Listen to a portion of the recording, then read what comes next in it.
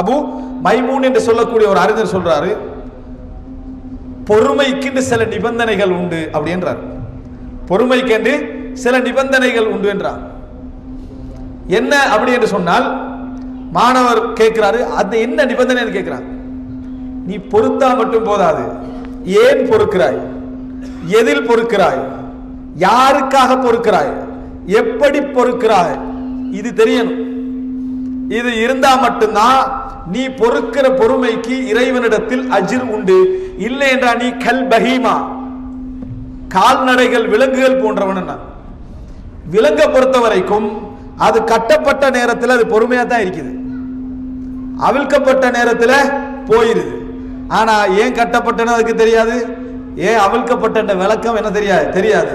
அந்த மாதிரி நீ போயிடுவேன். கட்டப்படுறது சோதனை, நம்ம கட்டப்படுற நிலைமைன்னா சோதனைகள் வருது, கஷ்டங்கள் வருது, உடல் நோய்கள் வருது, இழப்புகள் வருது. அது மிருகத்தை கட்டுற மாதிரி. ஏன் கட்டினா என்னைய, ஏன் விட்டான் என்ற விளக்கம் இல்லாம இருக்கிறது மிருகம். நீ பொறுத்தாலும் பொறுக்காது விட்டாலும் உனக்கு எந்த விதமான கூலியும் இல்லை. நீ பொறுமையை ஏன் பொறுமைன்னு விளங்காம செஞ்சீண்டா, யாருக்கு பொறுக்கிறாய்னு விளங்காம செய்தேன்னு சொன்னால், எதற்காக, எதிலே, எதுக்கு பொறுக்கிறாய், எந்த அளவில் பொறுக்கிறாய் என்று விளங்கினால் தான் நான் எதில் சோதிக்கப்பட்டேன், எதற்காக சோதிக்கப்பட்டேன், இப்ப என்ன நிலையில் இருக்கிறேன், எனக்கு இப்போ உள்ள நியமத் என்ன, நான் இழந்து போன நியமத் என்ன என்று சொல்றதெல்லாம் உனக்கு என்ன செய்யும், அப்போ மட்டும்தான் விளங்கும். அதனாலதான் பொறுமையை ஒரு பெரிய ஒரு நியமத்தாக நிறைய பேர் பார்ப்பது கிடையாது. பொறுமையை மிகப்பெரிய நியமத்தாக நிறைய பேர் பார்ப்பது கிடையாதற்கு மிக பிரதானமான காரணமே இதுதான், பொறுமையை புரிந்து கொள்ளாது.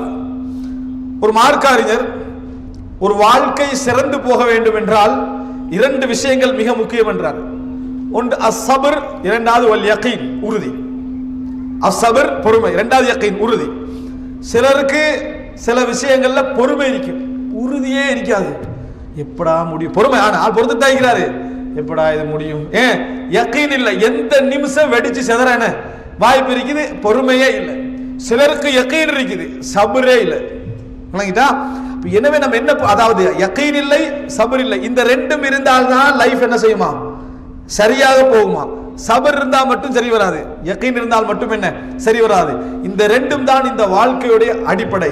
இதனால் தான் அல்லாஹ் ரப்பல் ஆலமீன் குர்ஆனிலே சொல்லி காட்டுகிறான், வலமன் சபர வகஃபர் இன்ன ذلك லமின் அஸ்மில் உமூர். அப்படிதானே, வலமன் சபர வகஃபர் இன்ன ذلك லமின் அஸ்மில் உமூர்.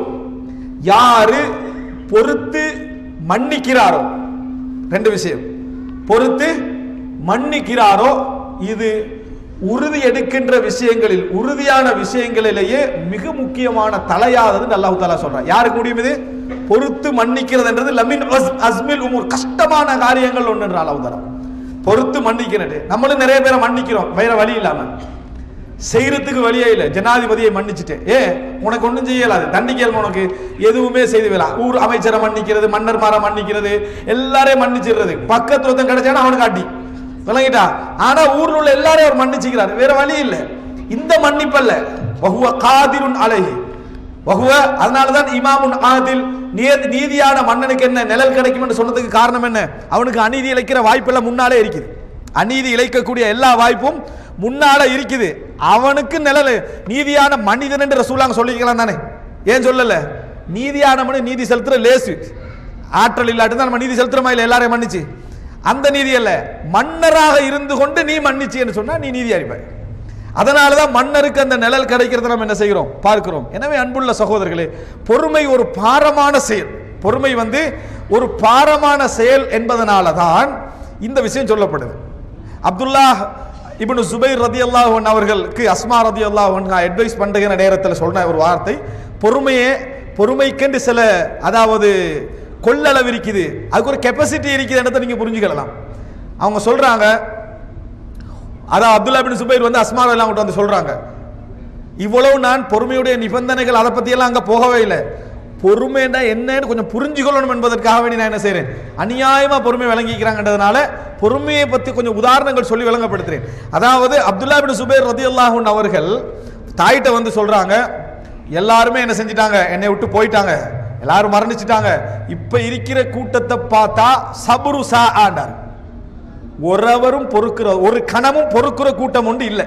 அப்படின்னா என்ன, 10 நிமிஷம் பொறுக்க வாய்ப்பு இருக்குது, அறவர் பொறுக்க வாய்ப்பு இருக்குது, ஒரு குறிப்பிட்ட அளவு பொறுக்க வாய்ப்பு இருக்குது. ஆனா அதை தாண்டினா விளைவு என்ன செய்யும்? வேறான ஒரு குரூப்போட தான் நான் இருந்துட்டு எனக்கு என்ன அட்வைஸ் பண்றீங்கன்னு சொல்லி அஸ்மா ரலியல்லாஹு அன்ஹா கேட்டாங்க. அது வரலாறு. இங்க முக்கியமா அவர் சொல்ற நேரத்தில் என்ன சொல்றாரு? சபுரு சா, கொஞ்ச நேரம் பொறுக்கக்கூடிய ஒரு கூட்டம் தான் இருக்கிறாரு. அப்படின்றா அவர்களை இவர் விரும்பல. பொறுக்கக்கூடிய கூட்டம் தானே, வச்சுக்கல வேண்டியதானே. ஆனா அவர் பொறுமை அளக்கிறார். இந்த பொறுமை இவ்வளவுதான். இவருடைய பொறுமை என்ன, குறிப்பிட்ட இதாக இருக்குது. அதனால தான் எப்ப நம்ம புரிந்து கொள்ள வேண்டும், இந்த மாதிரியான பொறுக்கிறவன் இருக்கிறான்னு நினைச்சிடக்கூடாது. எவ்வளவு பொறுப்பாடு பார்க்கணும். பொறுமைண்டா சரியாக விளங்குறத பார்க்கணும். வழி இல்லாம பொறுமை, இந்த மாதிரியான பொறுமை எல்லாம் விட்டுட்டு என்ன வந்தாலும் பொறுமை என்று சொல்லக்கூடிய பொறுமை இருக்குது. அந்த பொறுமை அடையாளம் கண்டாதான் அதான் வபஷிரி சாபிரி. அவர்களுக்கு தான் சாபிர் என்ற பெயர், அவர்களுக்கு தான் சாபிர் என்ற பெயர், பொறுமையாளன் என்ற பெயர் அப்படின்றத புரிஞ்சுக்கணும். இதனால தான் இது நிறைய பேருக்கு யோசிக்க, நம்மளும் கொஞ்ச நேரம் பொறுத்த மாறி வழங்கப்படுத்துவோம். ஒருத்தர் ஒரு கொலை செஞ்சிட்டார். கொலை செய்தால் மொழி அடிப்படையில் கொலைகாரன் தான். ஆனா சமூகத்தில் கொலைகாரன் அப்படின்றதுக்கு ஒரு பேர் இருக்குது. ஒரு 10 கொலை செய்யணும். எப்படி? ஒரு 10 கொலை செஞ்சாதான். ஒரு முறை திருடிட்டான், திருடன் என்ற பெயர் அவன் எடுக்கிறது இல்லை. ஒரு 10 முறை என்ன செய்யணும்? திருட்டு நடந்தாதான் திருட்டு அப்படின்னு சொல்லி திருடன் என்ற பெயரை நம்ம என்ன செய்வோம்? கொடுப்போம். இதே மாதிரி உலகத்துல சாபிர் என்ற பெயரை மட்டும் ஒரு தடவை பொறுத்து எடுத்துக்கலாம்.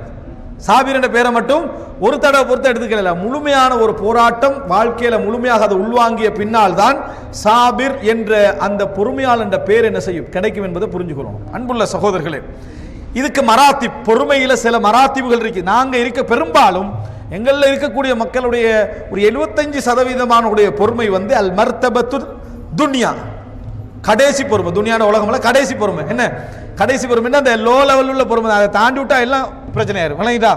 அந்த ஒரு லெவல்ல உள்ள பொறுமை தான் எங்களிடத்துல இருக்கிறது. மிகப்பெரிய பொறுமை தெரியுமா? அல்லாஹு தஆலா யக்கூப் அலைஹிஸ்ஸலாத்துடைய வாயால் அதை சொல்றான், ஃபஸப்ருன் ஜமீல், ஃபஸப்ருன் ஜமீல், அழகான பொறுமையாக நான் பொறுத்துக் கொள்கிறேன். அது என்ன அழகான பொறுமை? அழகில்லாத பொறுமை. ஃபஸப்ருன் ஜமீல், அழகான பொறுமையாக நான் பொறுத்துக் கொள்கிறேன். அழகான பொறுமைண்டா என்ன? எங்கள கொஞ்சம் பேர் பொறுப்பாங்க. எப்படி பொறுக்கிறது தெரியுமா?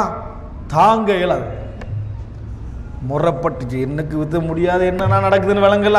ஆனா ஏதோ பொறுத்துக்கொள்றேன்றது, பொறுத்துக்கொள்றேன் என்று சொல்லி டெய்லி நச்சரிப்பாய்க்கும். விளங்கிட்டா?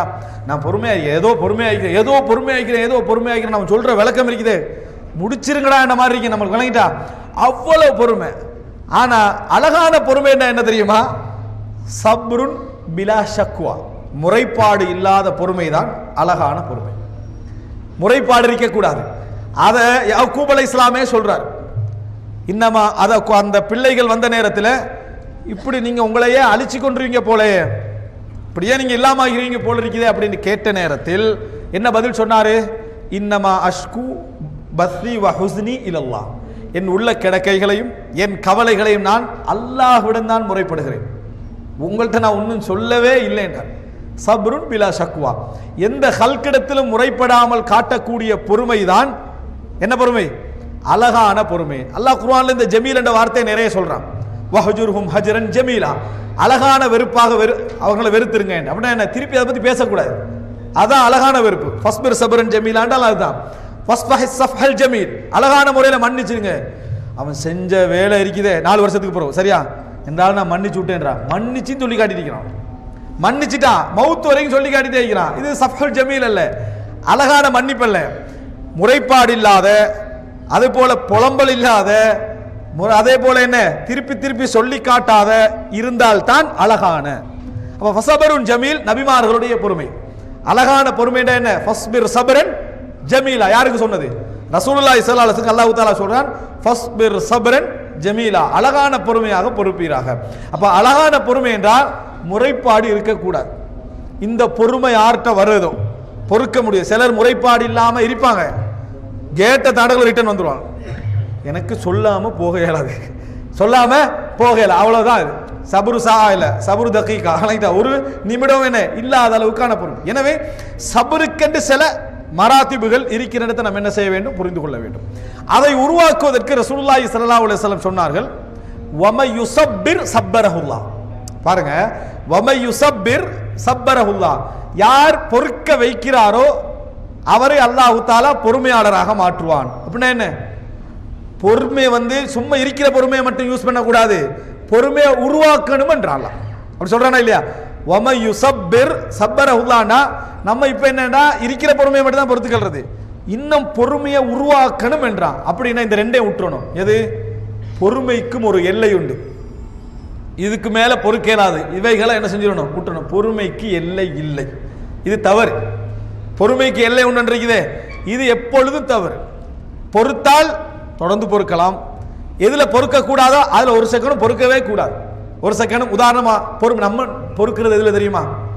அது சுபஹானல்லாஹ், பொறுமை எதுல செய்யறாங்கன்னு பாருங்க. வீட்டுக்கு வாரது, நாடகம் சீரியல் பார்த்துட்டு இருக்கிறாங்க மனைவி, இன்றைக்கு பொறுத்துக் கொள்வோம் போயிடுறது, வழங்கிட்டா. ரெண்டாவது நாள் இன்றைக்கு பார்க்குறாங்க, இன்றைக்கு பொறுப்போம். மூணாவது நாள் இதுக்கு மேல பொறுமை இல்லை, இதுல நீ பொறுக்கவே கூடாது, வழங்கிட்டா. இதுக்கு மேல பொறுமை இல்லையா? எதுக்கு மேல? 3 நாளைக்கு மேல பொறுமை இல்லை. இது நீ பொறுத்திருக்கவே கூட, பொறுமையை யூஸ் பண்ணிருக்கவே கூடாத இடத்துல பொறுக்கிறாரா, இதுல பொறுக்கிறானா, இதுல நீ பொறுக்கவே கூடாது. எதுல பொறுக்கணுமோ அதுல முதலான நாளே இதுக்கு மேல பொறுமையே இல்லைன்றது. இப்போ புரிஞ்சு கொள்ள வேண்டும், பொறுமையை பொறுக்க கூடாத இடமாக இருந்தா அது என்றைக்குமே பொறுக்க கூடாது, பிதாயத்திலேயே அது முடிஞ்சது, ஆரம்பத்திலேயே. ஆனால் பொறுக்க வேண்டிய இடத்தில் அதுக்கு எல்லை உண்டு, வரையறை உண்டு என்ற ஒரு விஷயம் நம்ம மனசுலேருந்து எடுத்துடணும். அது நமக்கு ஷைத்தான் ஊட்டக்கூடிய விஷயம், கோபம் ஊட்டுவதற்காக வேண்டி இதுக்கு மேல நீ பொறுக்காத, இதுக்கு மேல எல்லை உண்டு என்று சொல்றது. எனவே அன்புள்ள சகோதரர்களே, ரசூலுல்லாஹி ஸல்லல்லாஹு அலைஹி வஸல்லம் அவர்களுக்கு அல்லாஹ் தஆலா ஃபஸ்பிர் சபரன் ஜமீல், அழகான பொறுமையாக பொறுப்பீராக என்று சொல்றேன்னு சொன்னால், பொறுமைக்கு ஒரு அலல் மராத்திப், உயர்ந்த ஒரு மராத்திப் இருக்குது.